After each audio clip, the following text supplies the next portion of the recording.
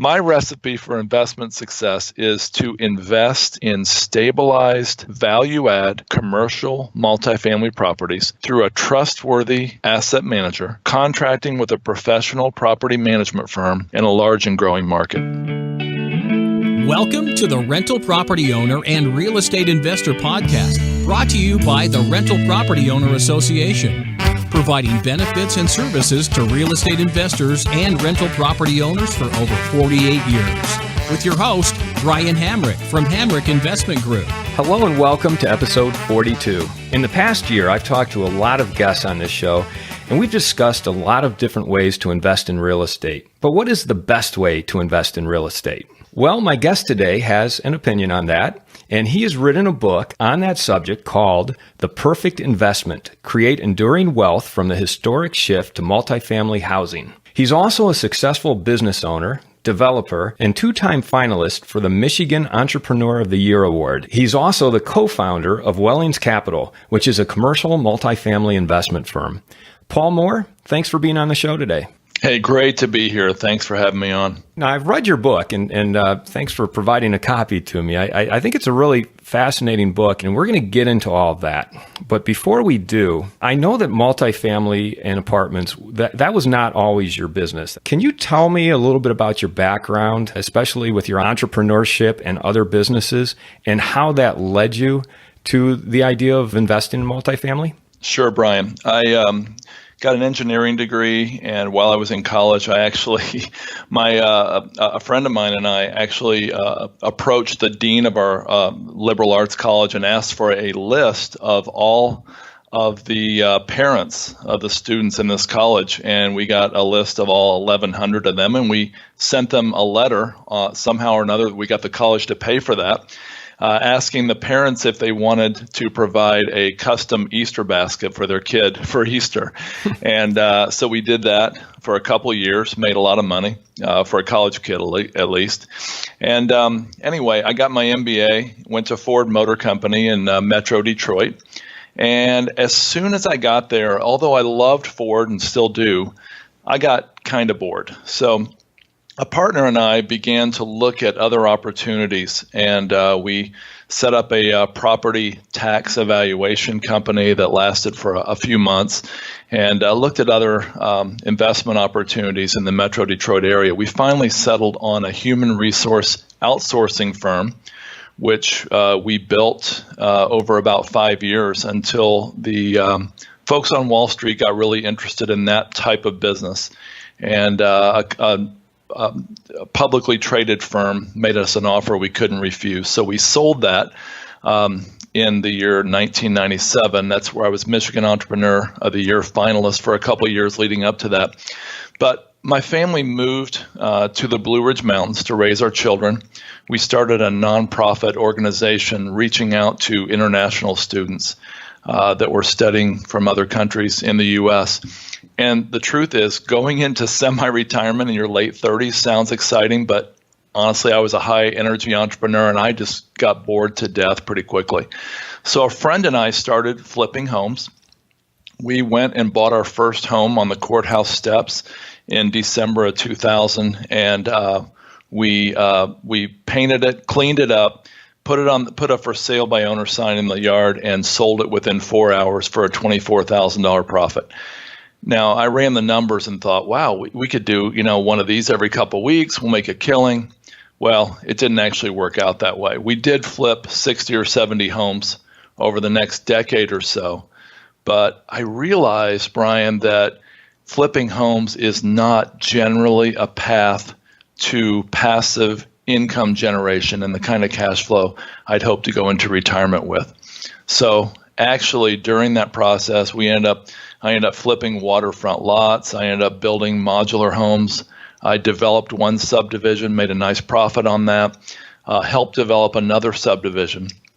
And then we ended up investing in an oil and gas venture in the Bakken oil region in North Dakota.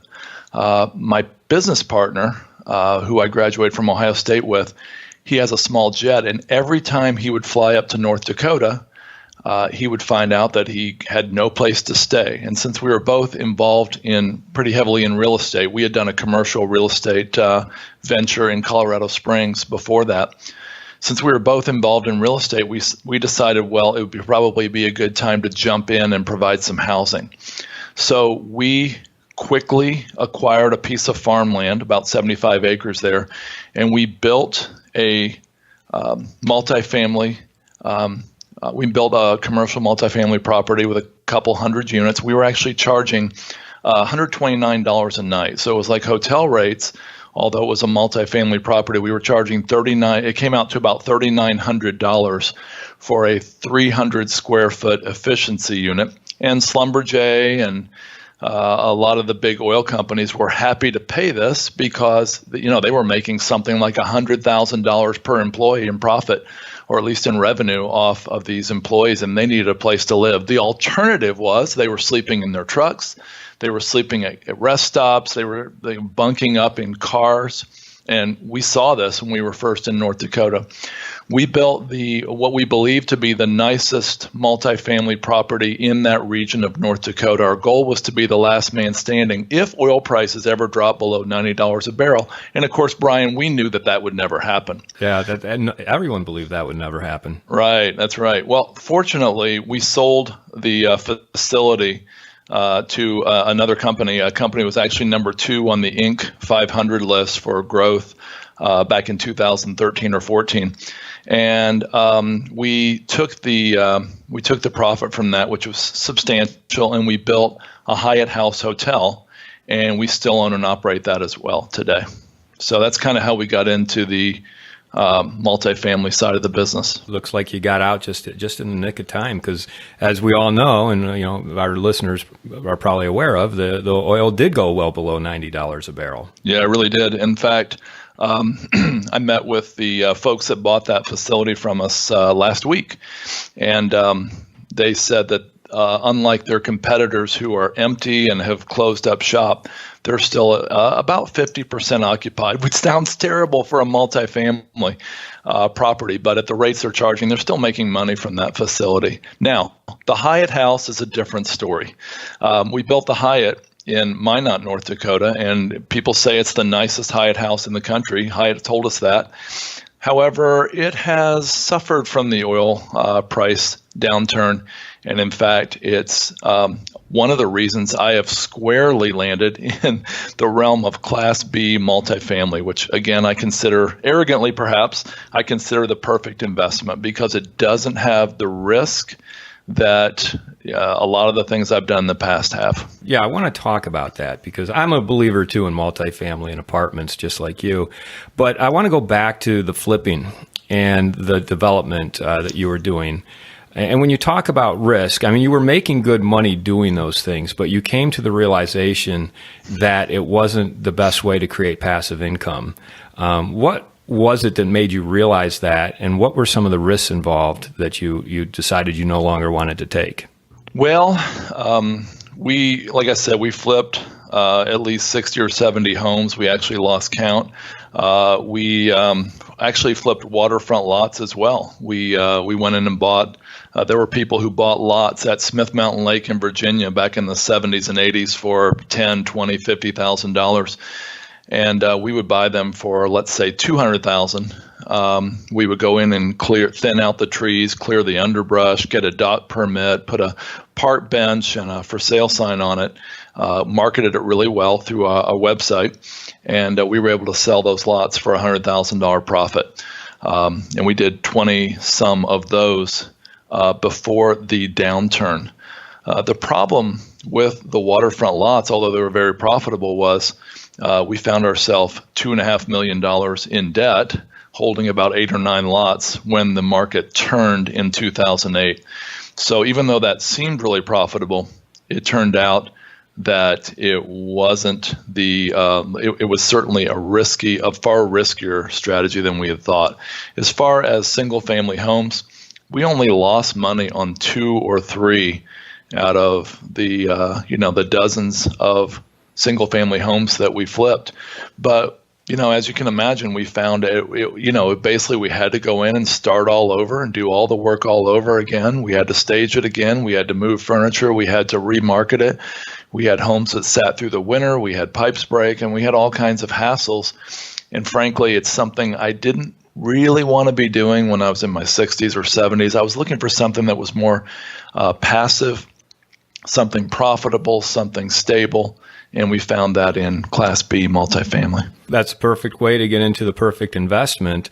What is it then about multifamily and apartments that you find to be less risky? In the book, I mentioned the recipe for the perfect investment. And the recipe includes the fact that we're buying stabilized assets. We're buying Class B properties, C plus, B minus to B properties in, B plus, A minus areas. So perhaps an area that has been revitalized and the apartment itself needs some TLC. These are properties that are typically 90 to 95% occupied already. They already have a history. And we know that by bringing in a more professional property manager, by cleaning them up, by adding some amenities, by upgrading the units, we can only increase the value. And the beautiful thing about it, Brian, as you know, single family homes and even small apartments are valued based on comps. Commercial multifamily, as you know, are valued based on the net operating income and the cap rate.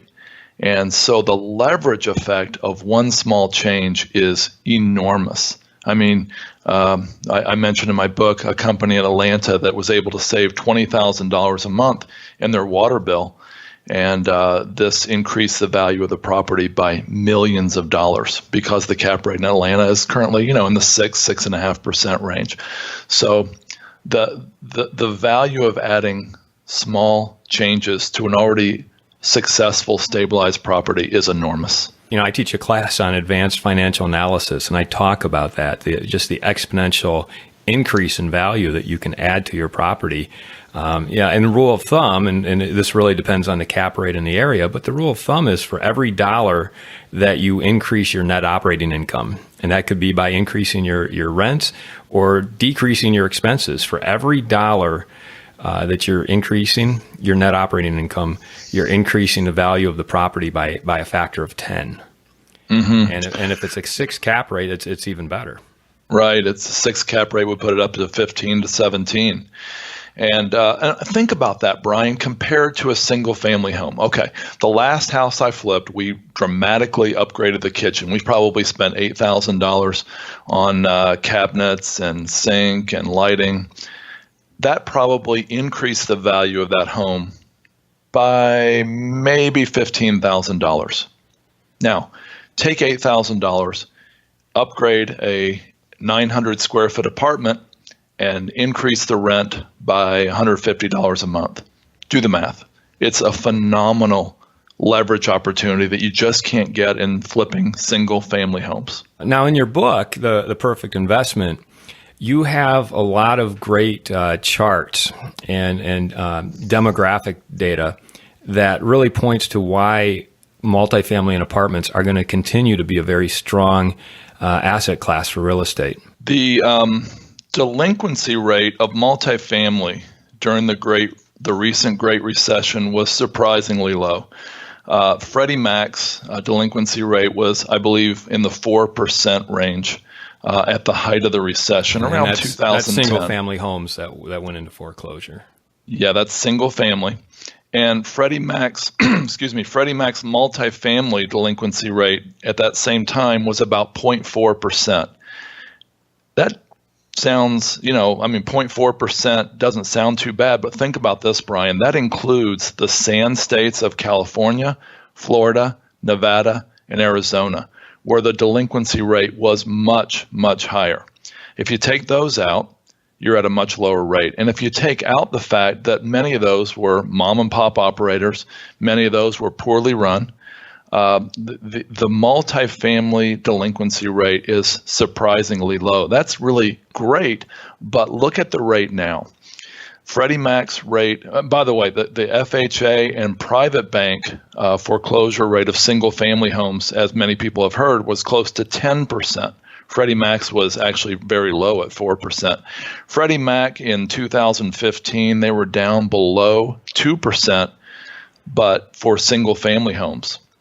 But for multifamily, the rate had dropped to about, get this, 0.04%. And so it's incredibly safe as far as a delinquency rate. Part of this was driven by the fact that home ownership in the U.S. has dropped like a rock the last 11 years. We all remember when Mr. Clinton signed in 1995 a bill that would promote home ownership in the U.S. And home ownership before that had typically been in the 63 to 65% range. Home ownership skyrocketed to 69.2% by 2005 in about 10 years. A lot of folks who had rented historically, and a demographic that had rented, began to buy homes. Well, then they had to start making payments. And when they started and then stopped making payments, the foreclosure rates went through the roof. A lot of those folks lost their jobs. They had already purchased homes at, with 100% loan to value ratio on homes that were already highly inflated in their value. So home ownership dropped, and it's back now to the historic. It's actually below the historic rate. It's down around 63%, and it looks like it's continuing to drop. Now, there are three major reasons home ownership rates will probably continue to drop. Number one, baby boomers are flocking to rental housing. Now, you wouldn't think that, but 77 million baby boomers are in it. A lot of us have realized, I'm one of those, we've realized that the American dream of owning your own home isn't necessarily your greatest investment. And so a lot of baby boomers, as they're getting older, are typically going back to rent. And statistics say, Brian, that once they rent, they'll never buy again. A second demographic is the nation's largest demographic group, which is the millennials, are renting at a 75% ratio. So new households being formed right now are renting, about 75% of those are renting rather than owning their own homes. Echo boomers or millennials, they're disenfranchised. They watch their friends and their parents lose their homes during the recent recession. They grew up knowing the fact, so-called fact, that owning a home was your greatest investment, and they realized that was not true. They watched that myth. They watched that fact become a myth in the last 10 or so years. Millennials want a more flexible lifestyle. They don't want to be tied down to one job or one home or one city or one set of friends, and they don't want to lock themselves into a 30-year contract for a seemingly overpriced home. So they're also carrying a record debt load. As you know, student debt's at an alarming level, and this generation doesn't seem, at large, to really care about that. So millennials, bottom line, love renting. The third reason, the demographics for decades out show an increase in renting, is the U.S. immigration. Immigration, if you look at the statistics and the charts in my book, show that immigrants, by and large, rent far more than they own. If this trend continues, especially as we get into the 2020s, 2030s, and beyond, multifamily investing will continue to be a safe, strong, viable, profitable asset for your listeners to invest in, because single-family homes, even now, they say by 2030, more than half of them, some people say more than half of them, will be built as rental homes. Wow.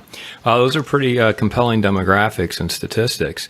One of the distinctions that I've heard made before, for those who are worried about the economic cycles, are we approaching a bubble? What's going to happen with our economy? Are we going to go back into recession or whatever? There's also the population cycle. And what you just spoke to is that, the population cycle is growing to such an extent that the need for multifamily housing is going to be there no matter what. Right. Yeah, it really does appear that way. Statistics show that by 2050, population, which is currently, I believe it's around 320 million in the U.S., they estimate by 2050 it'll be approaching 450 million. And while the percentage of population from immigration is actually reasonably moderately low right now, it will be dramatically higher, many times higher by 2050 if things continue to go the way they are. So you talk about, investing in B plus type properties. Can you go back and just kind of make the distinction between the different types of properties? You've got your A class, your B class, your C class. Well, I'll define those loosely, and I'll also make a few comments on those. I actually, Brian, I want to be clear.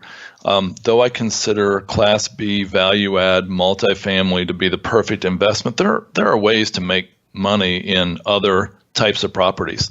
Class A, you can make money developing Class A apartments. That's what we did in North Dakota, and we made millions of dollars. You can make money by purchasing recently developed Class A properties, although I'd argue that those will suffer more because once the downturn hits, people will be probably, on average, retreating to more of a Class B price range. But Class A are properties generally with the latest and greatest amenities. They're newer, they're nicer, they have a nicer layout, they're in nicer parts of town, they look nice. And like I said, people can make money from that, but I consider the perfect investment, for me at least, and a lot of people my age range, to be something that doesn't have as much risk as a development or other Class A. Class B would be something between, maybe 10 or 15 and 30 years old. These would be properties that, they're a little bit worn, or they may have a little bit substandard layout. They may not look the latest and greatest on the outside. They don't have all the great amenities, although we actually, one of the things we do, Brian, is when we purchase an asset, we like to add some of the latest and greatest amenities. Yeah, so Class B often don't have the latest and greatest amenities. Class C would be properties that, they're sometimes on the bad side of town. They may, some people would call them, some people would call the operators slumlords. I wouldn't use that term, although I guess I would sometimes. But these are properties that are not going to be really responsive to value add. They're not going to necessarily go up in value a whole lot by upgrading the units, by adding a dog park, or by adding laundry. They may not go up in value as much. However, typically they have a better cash-on-cash return than the Class A and B units. And you can make a lot of money buying and holding Class C properties, just not as profitable necessarily when they're flipped. And then Class D and below is a little more of the same. These would be properties, maybe they would be in rent control districts, Section 8 housing, things like that. Like I said, I think you can make money in any of these. We just landed on Class B as the Class B value add as the best type of property that we think is safest, most stable, has the best upside for what we're doing. Yeah, you're certainly going to have more stability and less risk with Class B. You're going to pay more per door. I've definitely found a lot of opportunity in the Class C area, especially if you can bring good management and management type efficiencies to the property. That's where you can really realize a lot of upside potential. I have a question for you, Brian. Do you ever, are you ever in a place where you would buy a Class C and try to drag it into the Class B realm? And if so, how would you do that? Oh, absolutely. So, that's the greatest upside potential. If you can take a Class C property that's in kind of a B minus, C plus area and turn it into a B minus type property, you can really see a lot of profit from that. How would you do it? Well, it starts with management. You get the best, property management team in there that you possibly can. You start addressing. Typically, if you buy these properties, there's a lot of deferred maintenance and problems and tenants that need to go. So you start addressing those issues right away. You go in strong, meaning you have the money to deploy right up front to make a lot of changes quickly. And when I say quickly, it could be 6 to 12 months, but you want to do it right away and not have money hold you back. And then, sometimes you might realize more growth if you go in and rehab the units, do full on upgrades. But what we found is just going in and putting in, new carpet, new paint colors, freshening up the hallways, maybe new carpet, new paint, new lighting in the hallways. That tends to get us a pretty good benefit and bang for the buck. And we've seen really good appreciation and increase in value on our C properties that, it probably started as C, maybe C minus. And, we've brought them up to sort of the B minus, C plus range. That's great. We looked at a property in Dallas last fall. It had 600 units, more or less, and only 400 were occupied. There was a whole section that was completely unoccupied. What had happened is the owners had purchased this some time ago, and they had completely rehabbed 400 units, and they ran out of money. They had a pretty good occupancy in the 400, but they had 200 that were completely in mothballs. So their occupancy was obviously below 67% since they only had 400 of the units open. And the broker claimed, it was an off-market deal, the broker claimed that for about $8,000 to $10,000 per unit, we could take the 200 that were in mothballs and bring them up to speed. Now, this really appealed to me because, like I said, over the years, I've taken a lot of risks. I've done all kinds of things that I haven't even mentioned here, including buying a wireless internet company that I knew nothing about in North Dakota and still own it now. And I have a couple websites that I do that actually are profitable, but they go during a downturn, they're not going to fare so well. But anyway, I was chomping at the bit for this 600 unit apartment property. But then I looked back at my own principles and I said, wait a minute, I promised my family, I promised my wife and my business partners I wasn't going to continue to swing for the fences. And so this unstabilized property has a lot of potential. And I mapped out how I could easily make a $5 million profit in about 2 years on the purchase of this. And I really believe I could have done it. I chose not to because I wanted to stick with, the stabilized properties that did not have the risks that these would have. And this would need a ton of cash right up front, like you said, for a Class C property. But it would have been something similar to what you just mentioned. Yeah, those are always very tricky deals to look at because on the one hand, there's so much upside potential, and if you really go in with the right team and you know what you're doing, you can make a lot of money.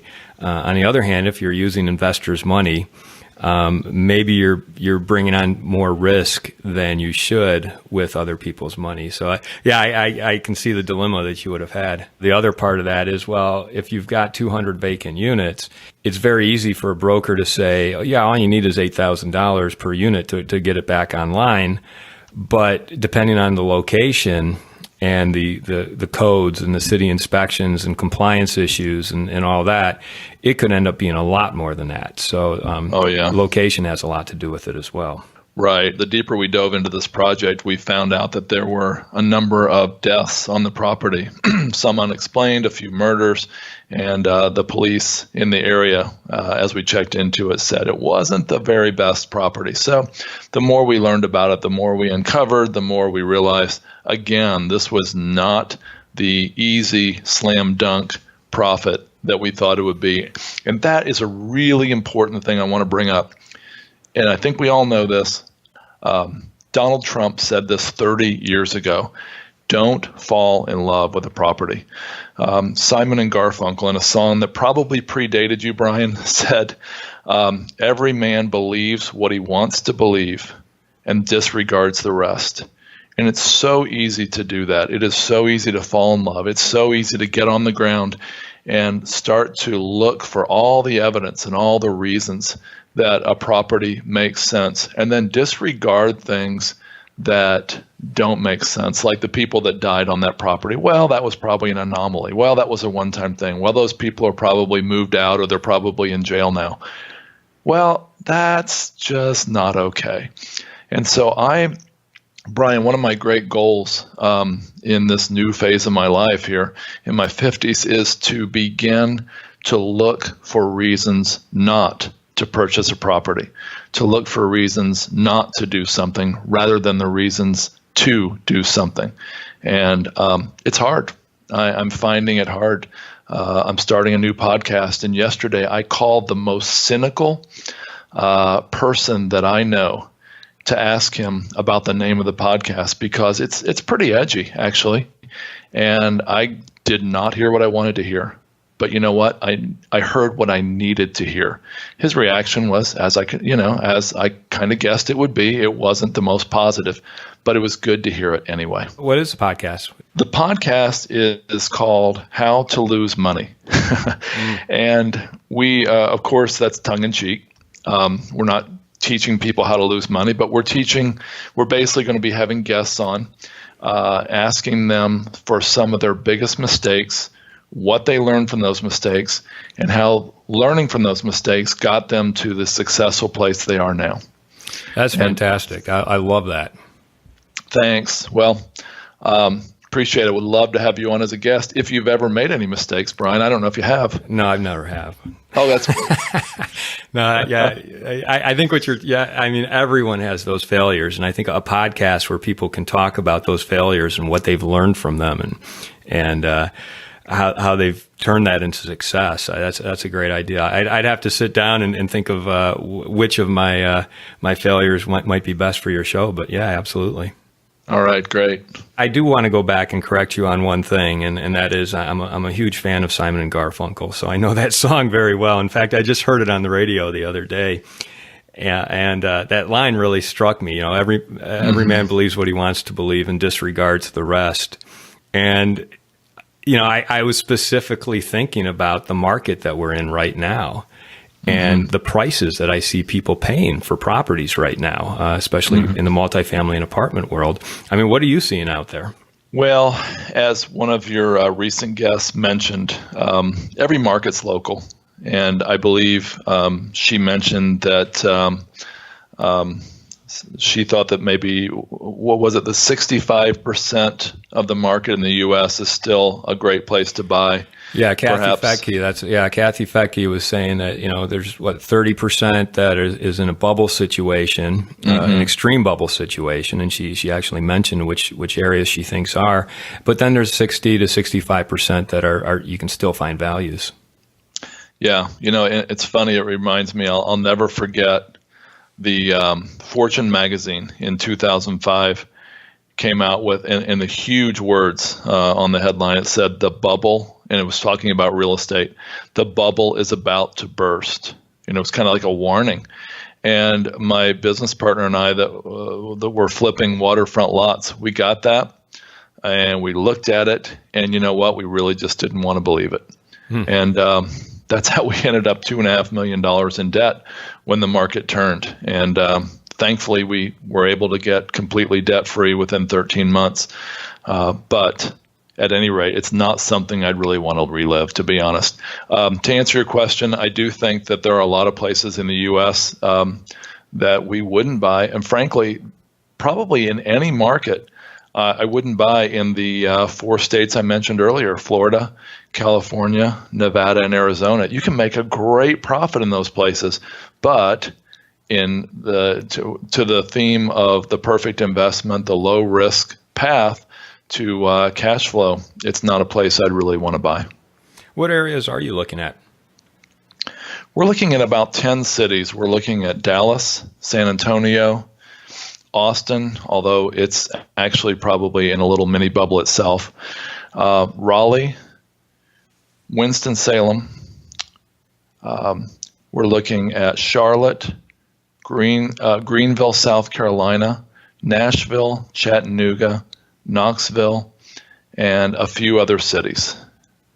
Some of those Some of those in the Carolinas we really like because they're close to us and they've got fantastic growth rates. They've got net positive migration. They've got job growth. They've got great tax situations. And of course, everybody knows that Dallas and a lot of Texas cities are still great places to buy, as Kathy mentioned the other day. Yeah, those are all locations I've heard good things about. Would you consider those secondary or tertiary markets? Some secondary, some tertiary. If you consider LA, Chicago, New York, San Francisco to be the primary markets, gateway markets, which I would never buy in, by the way.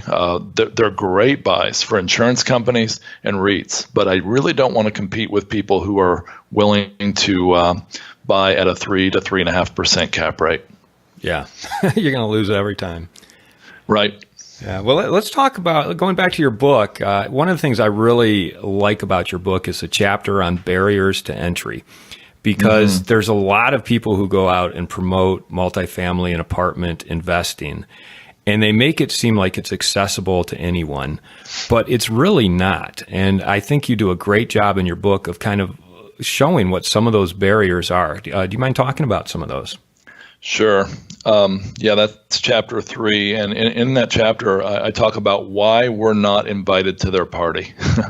When I was in business school, we learned how important it was to erect barriers to entry around our company, around our product or service. There are things like patents or controlling a scarce resource or predatory pricing, brand loyalty, vertical integration, things like that.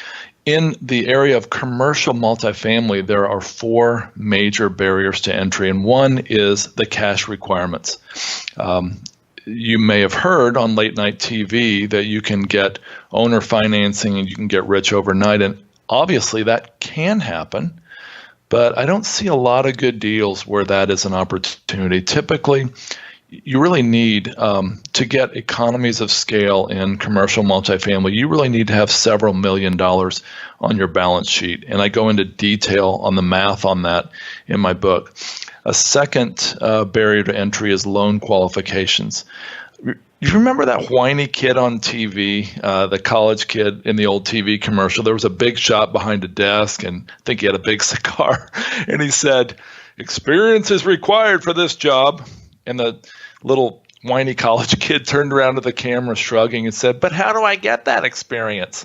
Well, it's really true for multifamily investing. You need to have experience to be able to qualify to even get in the front door. And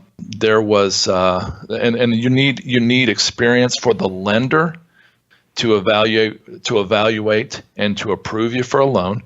And you also need experience for the broker and the seller, because they're going to scrutinize you. See, commercial real estate is not like residential. You can't just go in, apply for a loan, and get it. I mean, I can't imagine the first time I bought a home in Wayne, Michigan. I can't imagine the lender saying, "Well, what type of experience do you have buying homes in the past?" I didn't have that.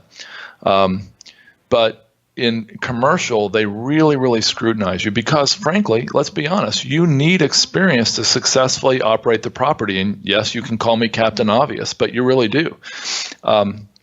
So you need to have this type of track record, this type of experience before a commercial broker will even speak to you. And that's the third barrier to entry, and that's commercial brokers. It really is about who you know. Commercial brokers typically work with a small pool of experienced buyers who they know can close deals, who they know can put food on their table and gas in their BMW.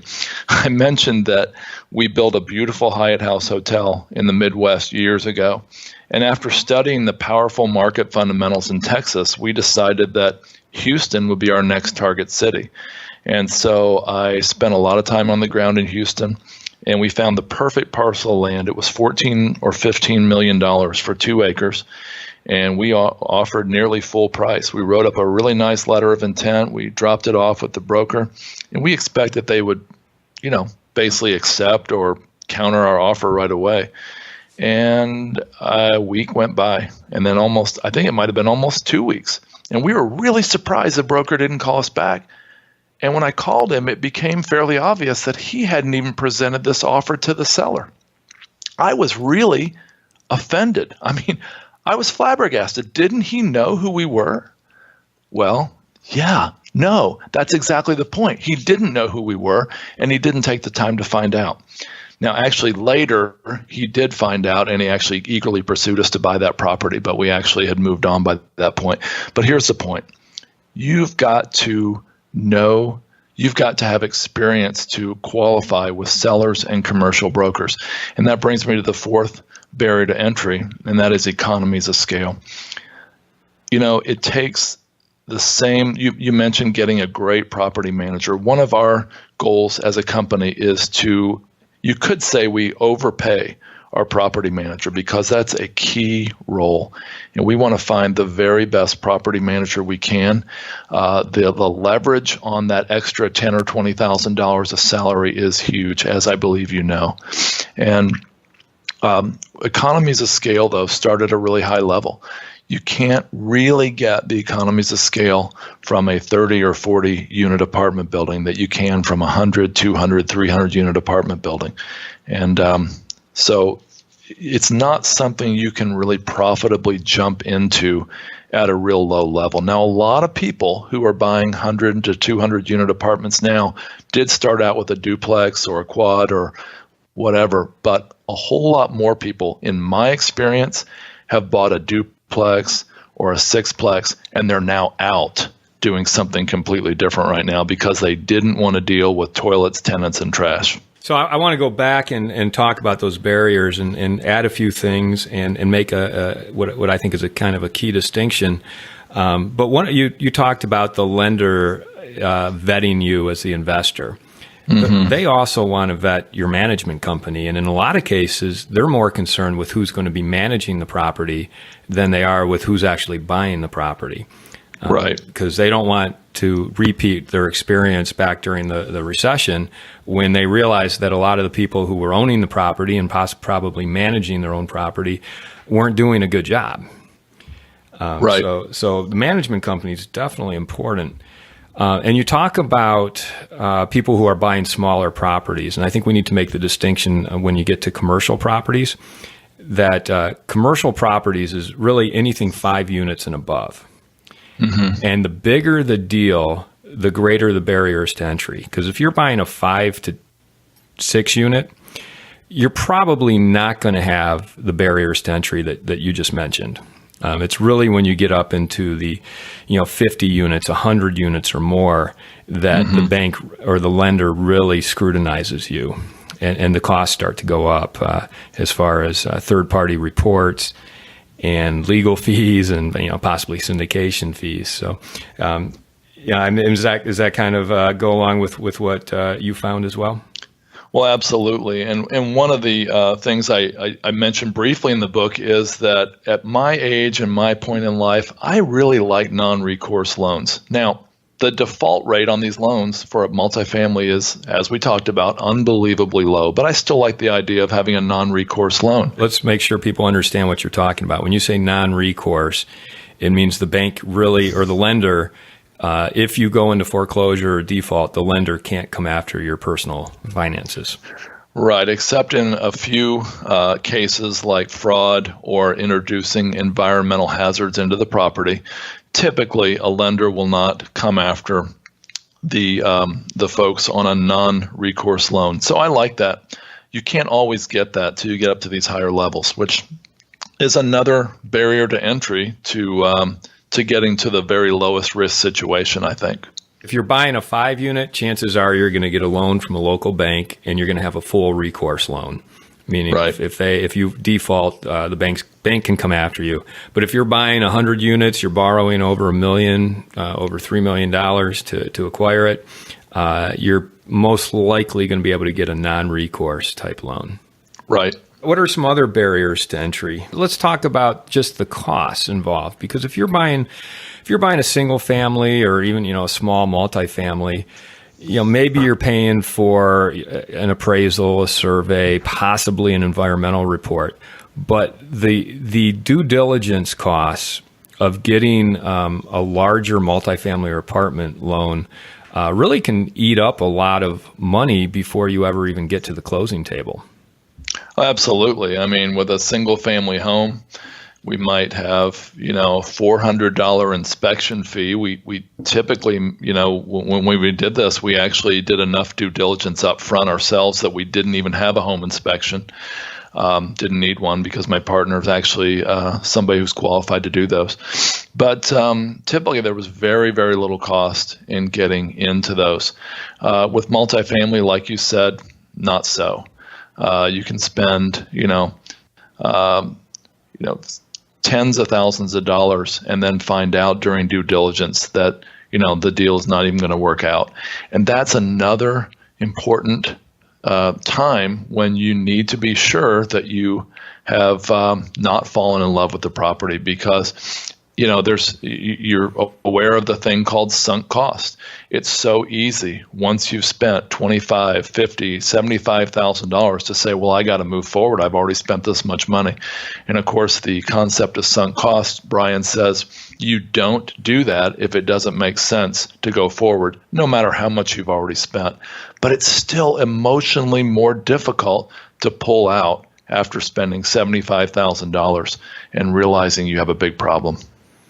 Yeah, and as you go down that road on the larger apartments, a lot of times you do what's called going hard on your deposit. So you reach a point during the due diligence phase where you say, okay, I've put down $50,000 as a earnest money deposit. Well, on this date, it goes hard, meaning I don't get it back. And if the deal falls apart after the fact, well, that's my loss. Right. And that's, one of the things we do is we take 30 days to do really hardcore due diligence before any money goes hard. Now, I've got investors from China who would say, let's go hard up front. Let's get into some of those properties we can't get otherwise. And there's a chance that if they understand the risks of that and they know that they could lose it, there's a chance we would do something like that someday. But to date, we have not gone hard till the end of due diligence. Yeah, and brokers on the larger multifamilies, when you're dealing with the large commercial brokers, they want to know how quickly can you do your due diligence and how quickly will you go hard. Right. Yeah. Let's talk about toilets, tenants, and trash, because you make the distinction in your book between passive investing and dealing with toilets, tenants, and trash. Can you talk about what you mean by that? Sure. I always cringed when I heard about rental property owners. I never really wanted to be a landlord. And when we flipped homes, sometimes we ended up being a landlord. And it's honestly, it's funny that I would own a multifamily firm because I really don't like being a landlord. And you mentioned the importance of getting a professional property manager. That's critical for this business. I really believe, Brian, that for most people, at least most entrepreneurial people like me, it's not a great path to enjoy an enjoyable, profitable life to manage your 10, 20, 30 of your own single family homes, duplexes, small apartment buildings. Some people can do it, but I know I can't. I know I don't like it. Yeah, I'm in the same boat. I know people who love it and do it very, very well, but I would be terrible at it. Yeah. I mean, I actually, I have a few rental properties left over right now. One I had was a double wide in Wytheville, Virginia. It's got trouble written all over it already, doesn't it? But back in 2002, I think it was, I bought a double wide. It was a steal. It was a great deal. The guy told me it was. So I know it was. And anyway, it was already on a lot, and it was in rural Wytheville, Virginia, population 5,000 or something like that. But it was a great deal, wonderful deal. And so I had a lot of cash, to be honest, from selling my company. That's one problem with having a lot of cash, by the way, is you are tempted to do all kinds of profitable things that look really good, but if you don't know what you're doing, you can really get burned. That's for another part of the call or for another call, but or maybe for your new podcast, How to Lose Money. Oh my goodness, yes. But at any rate, I bought this double wide, and I had a friend who had just moved here from Orlando, and he didn't have a job yet. Had him go remodel it, and he did a beautiful job remodeling it. And I think we only had, I actually don't remember, but it might have been 35, 40,000 tops in it. It was worth $65,000, and so we couldn't find a buyer. I know it's amazing, but we couldn't find a buyer for this wonderful double wide. And we finally put an ad out saying we'll rent to own this beautifully remodeled double wide, and we got a buyer. Somebody put down $5,000, and they were paying us a nice monthly rent. And this was a really nice couple, and they promised that they would be able to get their credit fixed within 2 years to close and just pay me off. And so I was sitting pretty, and they actually did a good job. They made their payments for years. They didn't actually get their credit turned around. But then after about 5 or 6 years, I noticed their payments were slowing down, and then they stopped making payments. And I called her, and she was back in Maryland, and she said that her and her guy had broken up, and she didn't want to miss any payments, so she screened some subleasers and tenants, and she put them in there, and she said, "I'm so sorry, they're not paying me anymore. I can't afford to pay you." So I hadn't been there in years. So I made the hour-and-a-half drive down to Whitfield, Virginia, and it was like a war zone. I came up on this property, and I don't really know how one family could cause that much damage in literally 3 to 4 months. But I know from what was left behind that this drama, it featured a dog or dogs, a baby or babies, and alcohol or alcoholics, a lot of cigarettes, and people who were bent on mass destruction. I kid you not. I'm just glad, Brian, these people were never elected to Congress, because they would destroy our country. Well, they may have been. I was just going to say, you never know.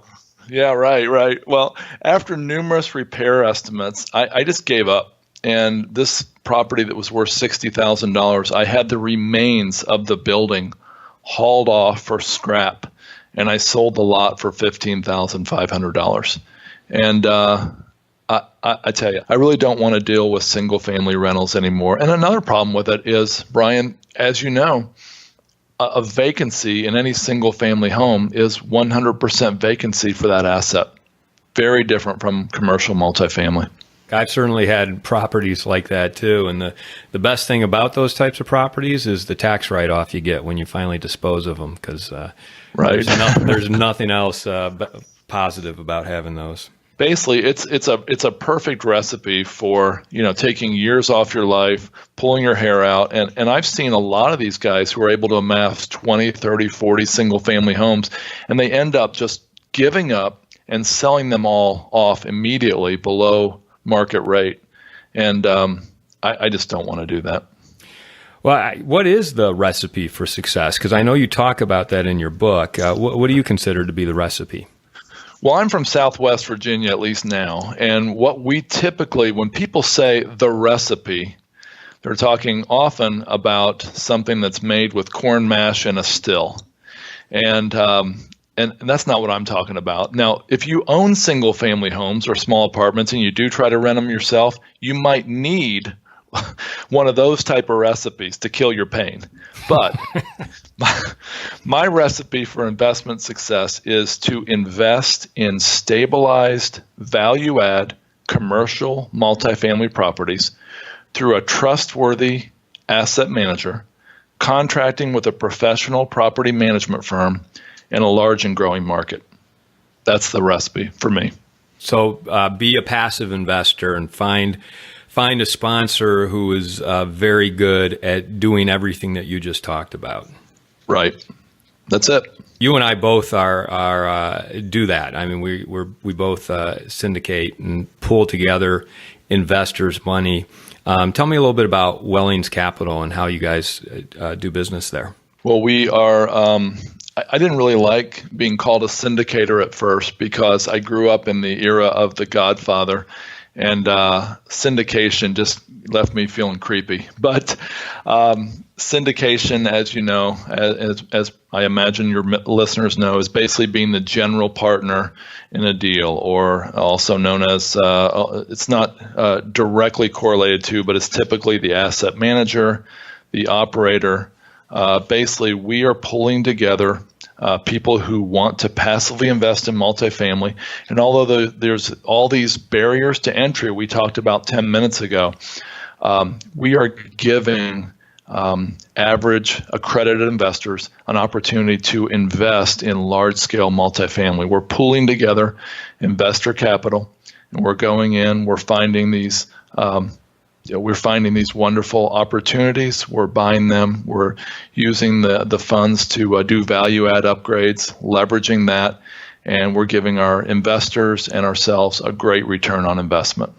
That's what we do. On my end, and my partner's end as well, why we do it.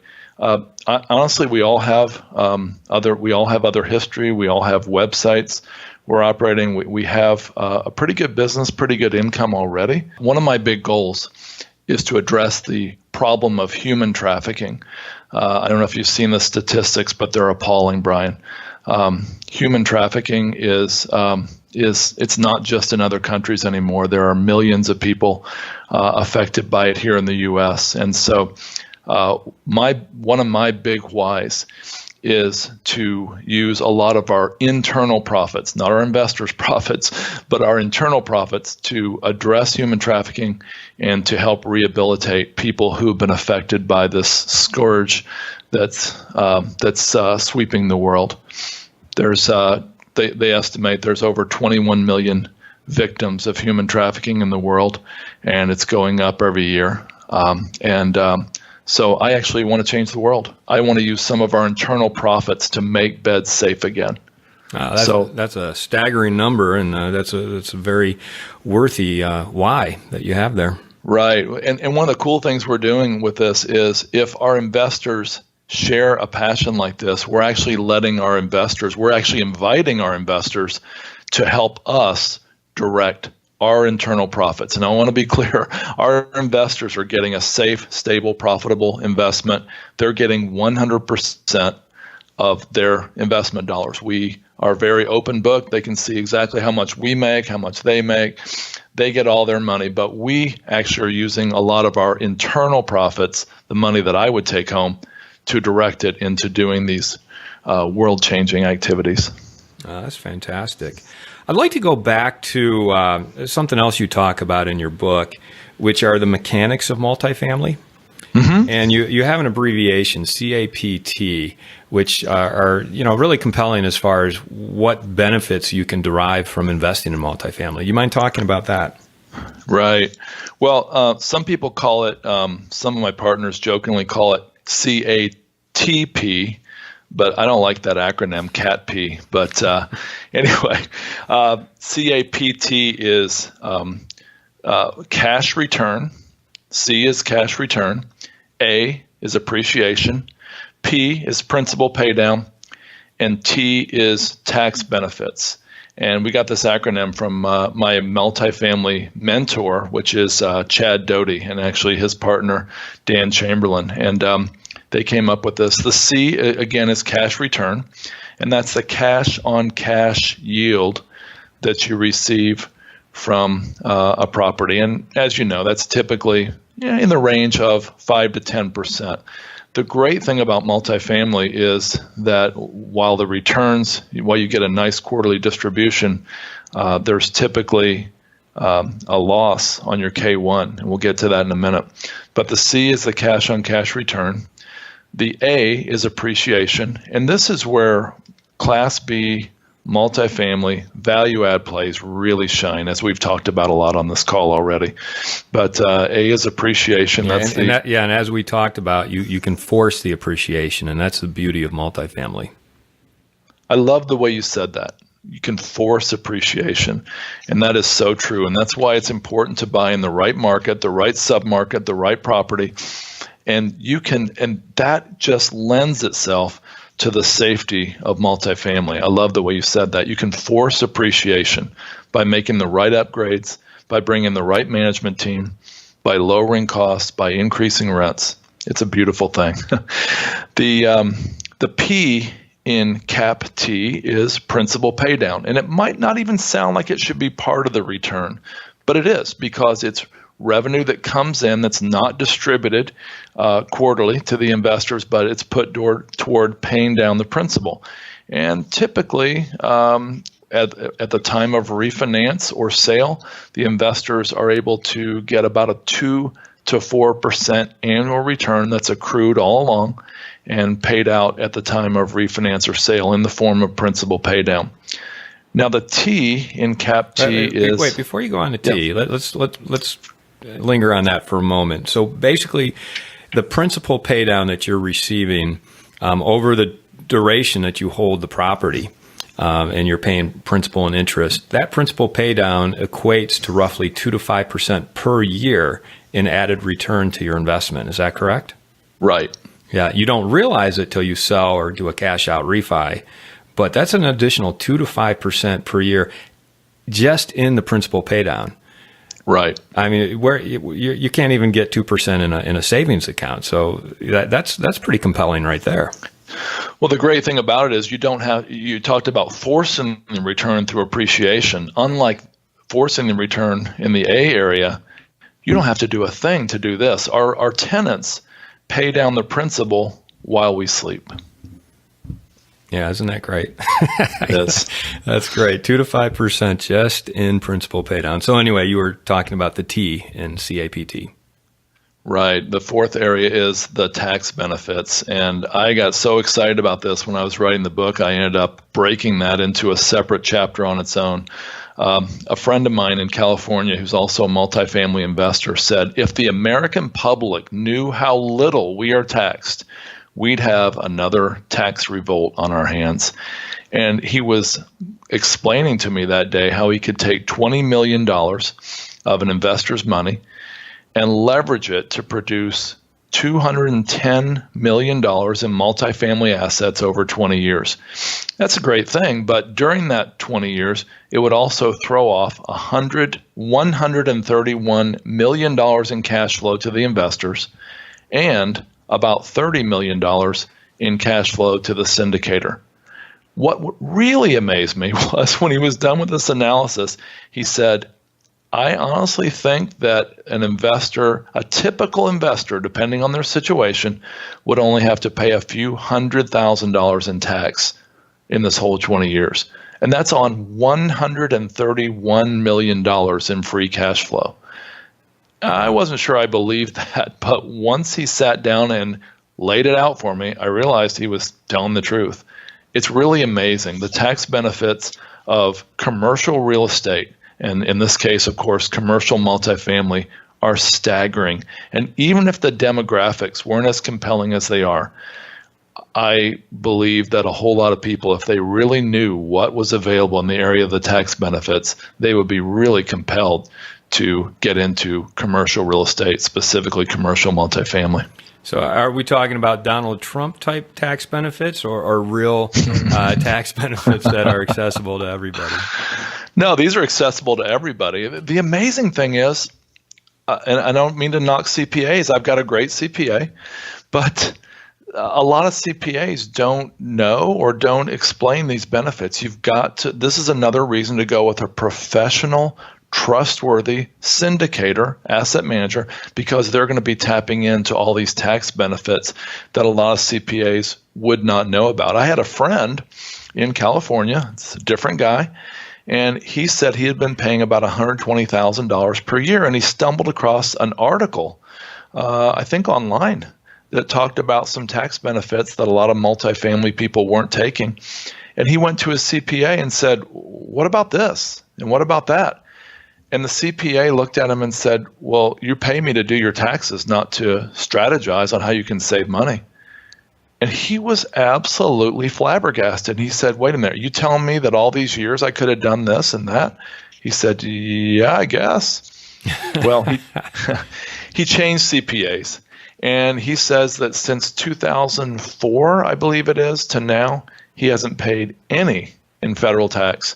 And though he's had very profitable years all those years. And so It just reminded me of the importance of getting the right CPA, and if you're a passive investor, throwing your lot in with the right asset manager, the right syndicator, to make sure you're getting all the tax benefits you could. Well, yeah, and let's lay out some of those tax benefits. I mean, what exactly are you talking about?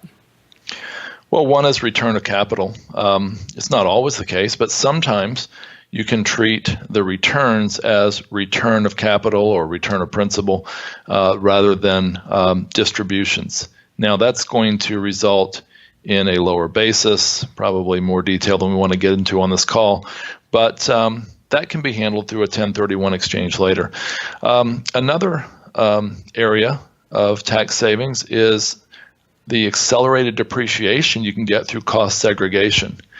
Cost segregation studies, as you know, is basically bringing in a team of people to do a study on your building and see which elements of the building, which elements of the asset can be depreciated more quickly than others. Of course, land can't be depreciated, but a parking lot, stripes on the parking lot, pavement, things like that can be depreciated not in 27 and a half years, not in 38 years, which will be a straight line depreciation for the whole project, but they can be things like that can be depreciated in 15 years. Landscaping, why run it across 27 and a half years when you can do it in 5 years? You can depreciate it more quickly. Lighting, countertops, appliances, electrical, carpet, all kinds of things can be depreciated over, say, 5 years, and some even faster. Some of it can be depreciated in the same year.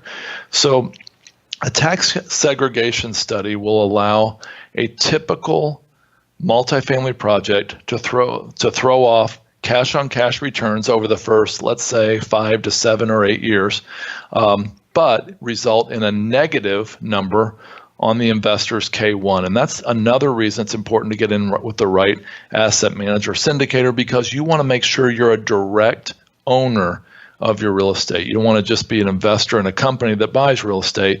You want to be able to get these tax benefits yourself. Another one is refinance. If your listeners have ever refinanced their homes, I would ask them, how much tax did you have to pay on the refinance? Well, the answer should be none.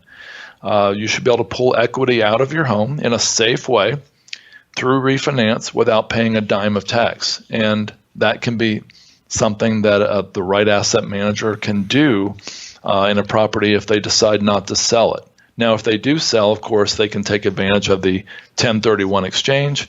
And if you play your cards right, you can leave your heirs the possibility of resetting the basis for the value of the assets to a baseline at the time of your death. That's, again, more information than we need to get into on this call, but there are all kinds of things that can be done to defer and to eliminate taxes for commercial real estate investors. It's funny, I just met with my CPA this morning and we had a very similar discussion. And you know, he always tells me, he says, look, eventually you will have to pay these taxes.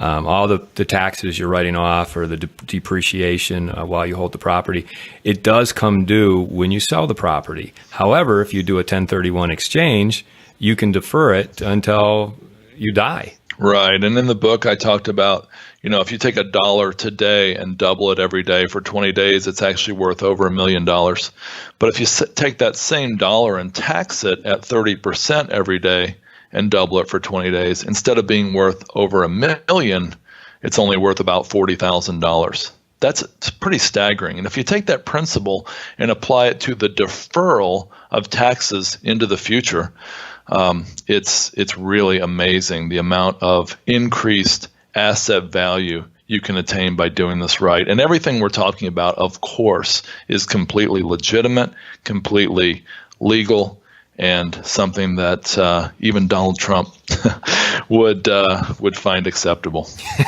I would hope so. Paul, as we wrap it up here, I'm wondering if you have any advice for our listeners who are looking at these types of investments or possibly even vetting sponsors who they might be considering investing in. What do you like to tell people to watch out for or to look for? Well, like I mentioned earlier, there's a myth, and it's called the myth of objectivity. Nobody's completely objective.